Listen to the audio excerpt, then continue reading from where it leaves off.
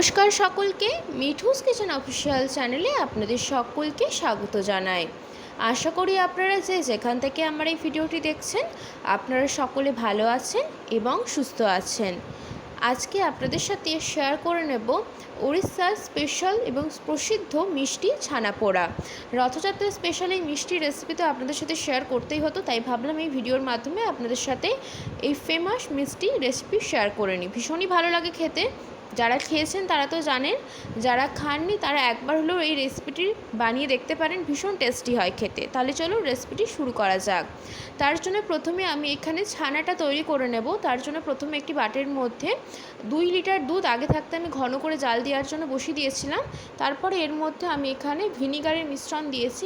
2 চামচ ভিনিগার আছে, 1 চামচ জলের মধ্যে মিশিয়ে সেটার মিশ্রণটা দিয়ে দিয়েছি। তাহলেই দেখবেন এখানে ছানাটা খুব সুন্দরভাবে কিন্তু কেটে গিয়েছে। আপনারা চাইলে এখানে ফিটকিরি ব্যবহার করতে পারেন বা লেবুর রস দিয়েও ছানাটা কাটিয়ে নিতে পারেন। লেবুর রস দিয়ে কাটলে কী হয়, ছানাটা একটু টক টক ভাব থাকে, সেই ক্ষেত্রে ফিটকিরি বা ভিনিগার দিয়ে কাটাতে পারেন ছানাটা। তারপর ছানাটাকে খুব ভালো করে কিন্তু জলটা ঝরিয়ে নিয়েছি। বেশি জল ঝরানো যাবে না, একটু জল জলে ভাব থাকবে। তারপর একটি পাত্রের মধ্যে আমি এখানে ছানাটা পুরোটা নিয়ে নিয়েছি। তারপরে এর মধ্যে দিয়ে দিচ্ছি বড় চামচে 2 চামচ সুজি। এখানে আমি যতটা পরিমাণ ছানা পোড়া বানাচ্ছি তার জন্য কিন্তু প্রায় এখানে 250 থেকে 350 গ্রাম মতো ছানা রয়েছে, তার জন্য 2 চামচ সুজি নিয়েছি। পরিমাণটা কম বেশি আপনারা করতে পারেন আপনাদের ছানার পরিমাণ মতো। সামান্য পরিমাণ দিয়েছি এলাচের গুঁড়ো, পরিমাণ মতো অল্প একটু নুন দিয়েছি, কারণ মিষ্টি জিনিসের টেস্টটা ব্যালেন্স হয় নুনটা দিলে। সামান্য পরিমাণ বেকিং সোডা দিয়েছি এবং 1 চামচ দিয়েছি গাওয়া ঘি। এখানে আমি চিনির পরিবর্তে ব্যবহার করছি গুড়ের বাতাসা। 5টা বড় সাইজের গুড়ের বাতাসা মিক্সিং জারের মধ্যে দিয়ে সেটাকে খুব সুন্দর করে পাউডার ফর্মে গুঁড়ো করে নিয়েছি। চিনি চাইলে আপনারা দিতে পারেন, চিনিটার পরিবর্তে অল্টারনেটিভ হিসেবে হেলদি ওয়েতে আমি এখানে গুড়ের বাতাসাটা দিয়েছি। চিনি যদি দেন সেই ক্ষেত্রে চিনিটাও কিন্তু গুঁড়ো করে তারপরে ব্যবহার করবেন।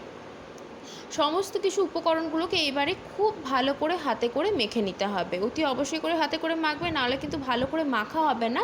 আর এখানে কিন্তু ভুলেও জলের ব্যবহার করবেন না, যেহেতু আমি প্রথমেই বলেছি ছানাটা কাটানোর সময় জলটা আমি ঝরিয়ে নিয়েছিলাম, কিন্তু পুরোপুরি যে জলটাকে একদম চেপে বার করে দিয়েছি তেমনটা না, জল জলে ভাব ছিল। তার মধ্যেই কিন্তু সুজিটা দিয়ে খুব ভালো করে মাখানো হয়ে যাবে, আর কিন্তু জল দেওয়ার ব্যাপার নেই। যারা এই মিষ্টিটা বাড়িতে বানিয়েছেন তারা জানেন কতটা সুন্দর খেতে হয়। আর পুরী গেলে বাঙালিরা এই ছানা পোড়া খাবেন এমনটা হতেই পারে না। কম বেশি সকলেই হয়তো এই ছানা পোড়া খেয়েছেন, তাই রথে স্পেশাল এই ছানা পোড়া বাড়িতে খুব চটজলদি তৈরি করে নিতে পারবেন এই রেসিপিটি ফলো করে। অবশ্যই করে বাড়িতে একবার বানিয়ে দেখতে পারেন, আশা করব আপনাদের ভীষণ ভালো লাগবে। খুব সুন্দর করে কিন্তু মেখে নিতে হবে যাতে করে ছানার কোনো দলাভাব না থাকে এবং সুজি যেন কোনোভাবে দলাভাব না থাকে সেই দিকে খেয়াল রাখতে হবে। খুব সুন্দর করে আমি কিন্তু এখানে মাখিয়ে নিয়েছি। আর আমি যতটা পরিমাণ ছানা এবং সুজি নিয়েছি তার জন্য বড় চামচের 1 চামচ গাওয়া ঘি দিয়েছি। পরিমাণটা এখানে কিন্তু ছানার পরিমাণ যতটা হবে সেই পরিমাণ মতো সমস্ত কিছু পরিমাণগুলো এখানে দেবেন, যেমন সুজি এবং গাওয়া ঘিটা সেই পরিমাণ মতো এখানে দিতে হবে। সমস্ত উপকরণগুলো কিন্তু আমাদের এখানে খুব ভালো করে মাখানো হয়ে গিয়েছে, দেখেই বুঝতে পারছেন খুব সুন্দর করে মাখিয়ে নিয়েছি, কোনোভাবেই কিন্তু কোনো দলাভাব নেই। আর কিন্তু ঘিয়ের ব্যবহার এখানে করব না। যেই ট্রের মধ্যে বা যেই মোল্ডের মধ্যে আমি এটাকে বেক করব তার মধ্যে একটু ঘি ব্রাশ করে নেব। এখানে টেক্সচারটা আপনাদেরকে দেখিয়ে দিচ্ছি, দেখুন ঠিক এইরকম একটা টেক্সচার হবে। তারপরে আমি এখানে একটা কেক মোল্ড নিয়ে নিচ্ছি। আপনারা যে কোনো পাত্রের মধ্যে করতে পারেন, ধার উঁচু যে পাত্র রয়েছে তার মধ্যে করতে পারেন। তারপর এখানে আমি কলা পাতা দিয়েছি, অতি অবশ্যই করে কলা পাতা দেবেন, নাহলে শাল পাতা দিতে পারেন। এইভাবেই কিন্তু ছানা পোড়াটা হয়, তার জন্য আমি এখানে কলা পাতা দিয়েছি। তারপরে দিয়েছি বেশ খানিকটা পরিমাণ গাওয়া ঘি।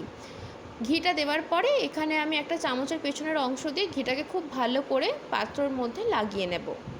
আপনারা চাইলে এখানে ব্রাশেরও ব্যবহার করতে পারেন, আপনাদের যেটা সুবিধে। খুব সুন্দর করে কিন্তু পাত্রের গোটা গায়ে এবং কলা পাতার উপরটা পুরোটা কিন্তু ঘিটা ব্রাশ করে নিতে হবে। তার একটাই কারণ, নাহলে যখন ছানা পোড়াটা তৈরি হয়ে যাবে ডিমোল্ড হতে অসুবিধে হতে পারে। সেই ক্ষেত্রে এখানে খুব ভালো করে ঘিটাকে আমি এখানে চামচের সাহায্যে মিশিয়ে নিচ্ছি। পুরোটা কিন্তু আমাদের এখানে ঘিটা লাগানো হয়ে গিয়েছে। ঠিক এই পর্যায়ে আমি এখানে যে মিশ্রণটা ছানার তৈরি করে রেখেছিলাম, ছানা সুজির, সেই মিশ্রণটা এর মধ্যে কিন্তু এখানে দিয়ে দেব। আর আমি এখানে একটা কথা বলতে চাই, গুড়ের বাতাসাটাই ব্যবহার করতে পারেন চিনির পরিবর্তে, গুড় দেবেন না, তাতে করে কী হবে ছানা পোড়ার কিন্তু কালারটা চেঞ্জ হয়ে যাবে। সেই ক্ষেত্রে গুড়ের বাতাসা দিলে কালারটা কিন্তু অতটা চেঞ্জ হয় না, কিন্তু যদি এখানে আপনারা গুড় দেন, পাটালি গুড় বা আখের গুড়, কালার কিন্তু একদমই চেঞ্জ হয়ে যাবে, মানে যেমনটা দেখতে হয় তেমনটা কিন্তু দেখতে হবে না। সেই জন্য এখানে আমি গুড়ের বাতাসাটা দিয়েছি। আর না হলে আপনারা যদি নর্মালি বানাতে চান তাহলে চিনির গুঁড়ো দিয়েও তৈরি করতে পারেন, কোনো অসুবিধা নেই। শুধুমাত্র হেলদি ওয়েতে বানানোর জন্য আমি এখানে গুড়ের বাতাসা দিয়েছি অল্টারনেটিভ হিসেবে। তারপরে আমি এখানে মিশ্রণটাকে খুব ভালো করে কিন্তু দিয়ে দিয়েছি। এরপর এক চামচের পেছনের অংশ দিয়ে খুব ভালো করে কিন্তু সেট করে দিতে হবে, যাতে কোনোভাবে কোনো জায়গায় ফাঁকা অংশ না থাকে, সেই দিকে খেয়াল রেখে খুব সুন্দর করে কিন্তু এইভাবে সেট করে দিচ্ছি চেপে চেপে, যাতে বেকটা খুব সুন্দরভাবে হয়। খুব সহজ একটি পদ্ধতি, যারা প্রথমবার বানাবেন বলে ভাবছেন তারাও তৈরি করে দিতে পারেন, খুব সহজে চটজলদি হয়ে যায়, কোনো হ্যাপা নেই সেরকম যে বানাতে খুব একটা সময় লাগে তেমনটা না, শুধুমাত্র বেক হতেই যা একটু সময় লাগে, যেহেতু আমি এটা ওভেনে করব সেই জন্য বেক হতে একটু টাইম লাগবে, মানে কোনো মাইক্রোওয়েভে করলে তাহলে হয়তো খুব একটা বেশি টাইম লাগবে না, যেহেতু আমি এখানে নর্মাল ওভেনে করব সেই জন্য একটু বেশি টাইম লাগবে, যেরকম আমরা কেক তৈরি করে থাকি ঠিক তেমনটাই হবে। খুব সুন্দর করে কিন্তু আমি এখানে সেট করে নিয়েছি, দেখে বুঝতে পারছেন একদম পারফেক্টলি পুরোটা কিন্তু মোল্ড জুড়ে সেট হয়ে গিয়েছে, কোনো অংশে কিন্তু কোনো ফাঁকা নেই। খুব সুন্দর করে এটাকে আমি চামচের সাহায্যে চেপে চেপে আমি সেট করে নিচ্ছি, যাতে কোনোভাবে তলার দিকে ফাঁকা না থাকে, সেই ক্ষেত্রে কিন্তু যখন এটা তৈরি হবে ভালো হবে না দেখতে। তারপর আমি এখানে একটি পাত্র বসিয়ে দিয়েছি, যেই পাত্রের মধ্যে আমি সাধারণত কেক বিস্কিট তৈরি করে থাকি, সেই জন্য কালারটা এরকম হয়ে গিয়েছে, যেহেতু এর মধ্যে সমস্ত বেক করে থাকি আমি সেই কারণে। তারপর এর মধ্যে দিয়েছি বেশ খানিকটা পরিমাণ বালি, আপনারা চাইলে বালি বা মোটা দানার যে নুনটা হয় সেটা দিতে পারেন। খুব সুন্দর করে বালিটাকে নিচের পাত্রে আমি বিছিয়ে নিয়েছি, এরপরে কেকের মোল্ডটা রেখে দিলাম।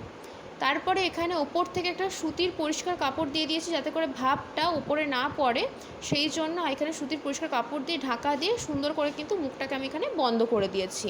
এরপরে লো টু মিডিয়াম ফ্লেমে এটাকে আমি পুরো 1 ঘন্টার জন্য বেক করে নেব।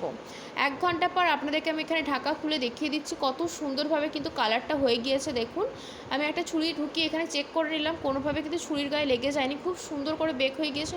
লো টু মিডিয়াম ফ্লেমে এটাকে 1 ঘন্টা মতো বেক করে নিলেই হয়ে যাবে। তারপর একটু ঠান্ডা হয়ে আসলে এটাকে খুব সুন্দর করে আমি এখানে ডিমোল্ড করে নিচ্ছি। ডিমোল্ড করতেও আমার অসুবিধা হয়নি, যেহেতু ঘি পুরো পাত্রে আমি মাখিয়ে নিয়েছিলাম। কলা পাতাটা খুব সুন্দর করে তুলে নিচ্ছি, এরপরেই পছন্দ মতো শেপে আপনারা কেটে নিতে পারেন। আজকের রেসিপি আপনাদের কেমন লাগলো অতি অবশ্যই করে কমেন্ট করে জানাবেন। যদি ভালো লেগে থাকে অবশ্যই করে আমার চ্যানেলটিকে সাবস্ক্রাইব করে দেবেন, লাইক শেয়ার কমেন্ট করতে ভুলবেন না। আর যদি এরকম নিত্য নতুন রেসিপি পেতে চান তাহলে অবশ্যই করে আমার চ্যানেলটিকে সাবস্ক্রাইব করে দিয়ে আমার চ্যানেলের পাশে থাকার অনুরোধ রইল।